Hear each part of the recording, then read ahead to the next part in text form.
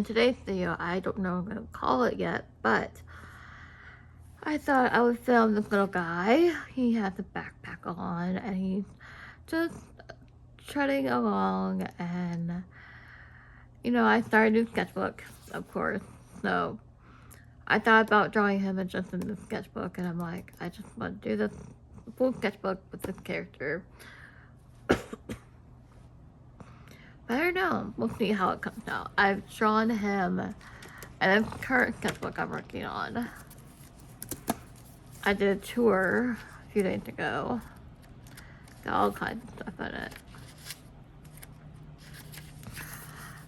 This is my first sketch of the drawing. And my process for these doodles, they take about 30 minutes. This one I did took about 10 minutes. That's only doing it for a YouTube video. So, wanted to say that, which I just showed you. But this one took about 30 minutes. And I get to go to him about the detail and cross-hatching with smaller pens and just having so much fun that it took me several tries to catch extended circles. But my process is getting a lot longer with the pen. And I don't know if I showed you this in the last video I did, but I did this one with the smaller details, and then I did these two portraits today, and the goal was really fun, really detailed. And I love the smaller pens. Like, oh my gosh, it is so much fun. If I'm re-showing these, I'm so sorry, but... And then this one, oh my gosh. This one was thread. And I was like... At first it was really crowded, but I deepened the black. And I used my Pentel pocket brush pen. I love this thing. And this is amazing. Like, oh my gosh. If you could be a Pentel pocket brush pen any day, I love you. But with thin lines and going, you can layer the brush pen to get these really dark blacks, and what you see here. And this is thread, prop thread for my challenge I'm doing my Pixie Girls, and I'm just having so much fun with it. And the pens I'm using for the smaller pens, it's microns, and I love these. These are my favorite filiners, and I could eat this pack up in like a week at least, because their tips are like really fine, and they're like really tiny. So I will show you the tip, but it's really tiny. I don't even know if it will show up on camera, to be honest. Over here I started a sketch. I call it a loop sketch. Only because I spent 10 minutes on it, like outlining and deepening the thickness of the line. And I'm going to continue to work on it by deepening shadows and everything. So we're going to be doing the caterpillar in today's video. We're not going to be doing this illustration. I'm saving this. I'm working on these two illustrations off camera, so I wanted to show you what I'm working on. This is my current moleskin. And I love moleskins. My favorite two sketchbooks are for the pocket size and the Royal Art Creations and Talon Creations. And I love these. Like, these are perfect for me. And I could just fill up a sketchbook and have so much fun with it. Like, any style I want to, basically. These are the moleskins art sketchbooks I like to work in. These are my favorite sketchbooks I like to go to. It does have nice paper, but it's very expensive. So I try not to like buy a lot of it, but when I do, I treat myself. So, and I covered it with stickers and everything. So that's what the supplies I'm using. I started the sketchbook, I think. Let's see. I started, oops, there's my phone number, we could cover that up. June 26th, yeah. So, anyways. If you have any questions, watch more from later for the caterpillar drawing. I'm so excited to be making YouTube videos again. I'm like hooked on it, and we can watch more later on the caterpillar drawing, and I'll talk about my process of line art. And it's not really line art because I just draw straight in pen. These are the Muji pens, and I love sketching with these. I tried the G2. I do love these two, but these the lines, they streak a little bit, so I'm not really sure what the deal is for these. But these are really good if you're looking for a cheaper alternative to these Muji pens. But this is the basic pen I like to use to sketch with. I don't use pencil anymore.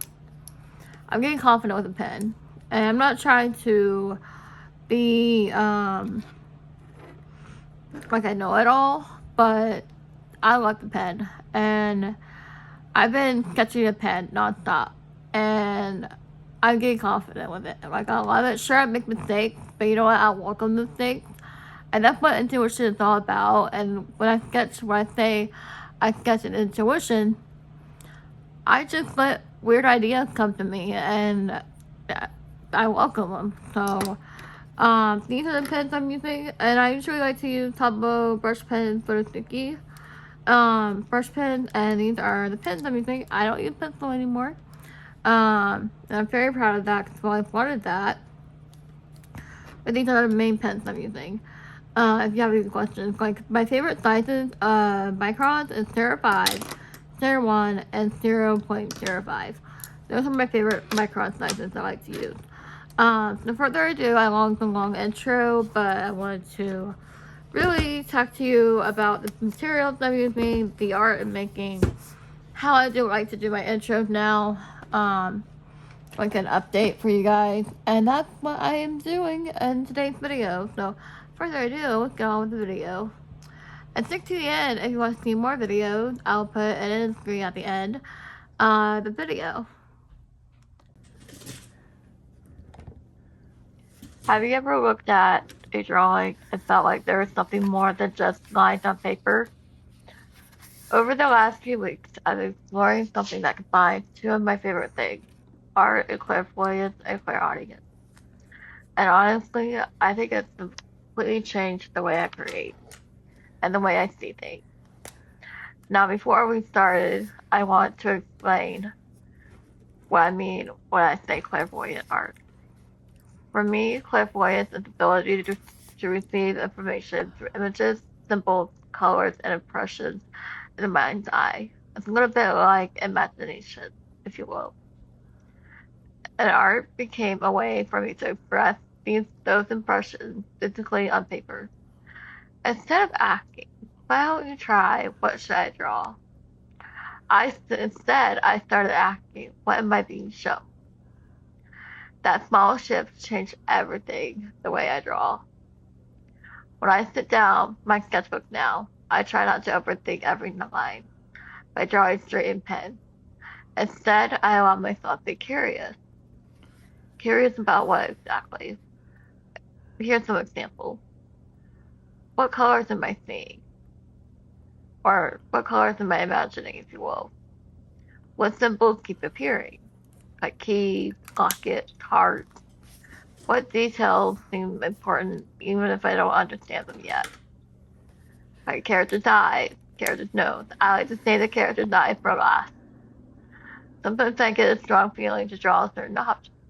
A key, a flower, a lantern, a butterfly, a crown. And I don't always know why at first.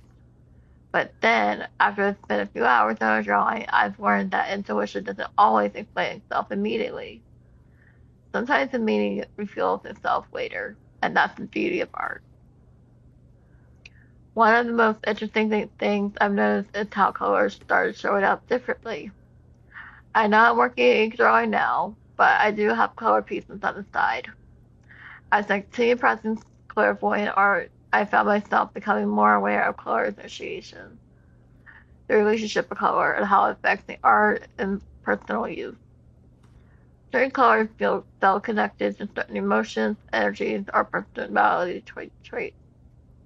Whether you call those impressions intuition, symbolism, imagination, or perception, I found it fascinating to explore. It goes deeper character connection. Art became a bridge between what I was sensing internally and what I could actually put on the page.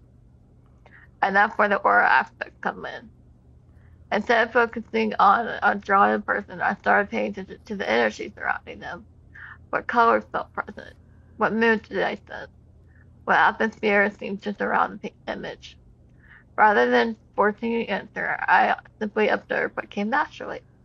And that's when the aura technique was born. The goal wasn't perfection, the goal was surrender.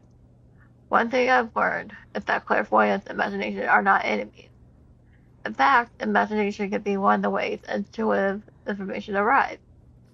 As artists, we already use our inner vision every time we create. We picture it before we put it on paper. We picture something in our minds before it appears on paper. Clairvoyant art encourages us to pay closer attention to our inner images. The more I practice, the more confidence I gain. Not because I was trying to prove anything, but because I was learning to trust myself. To trust the first impression, to trust colors, to trust symbols, to trust the creative process. And honestly, that trust has made creating art a lot more fun. Instead of worrying whether a drawing is perfect, I focus on the experience of creating it, the curiosity, the exploration, the possibilities. Possibilities are endless. So if you're interested in developing your own intuition through art, my biggest piece of advice is simple. Stay curious, pay attention, and give yourself permission to create before you understand. And try it yourself. Draw straight and pen. You might be nervous at first, but once you get confident, it will never stop you. You might be surprised by what shows up on the page. Thanks for hanging out with me today, and let me know if you in the comments if you experience intuition, symbolism, or energy during your own artwork. Until next time, keep creating, keep exploring, and keep trusting your inner vision. Bye, friends. And I hope you don't forget to like, comment, and subscribe down below. I hope you enjoyed my process of seeing my art be created on screen, and I'll see you guys next time. Bye, guys.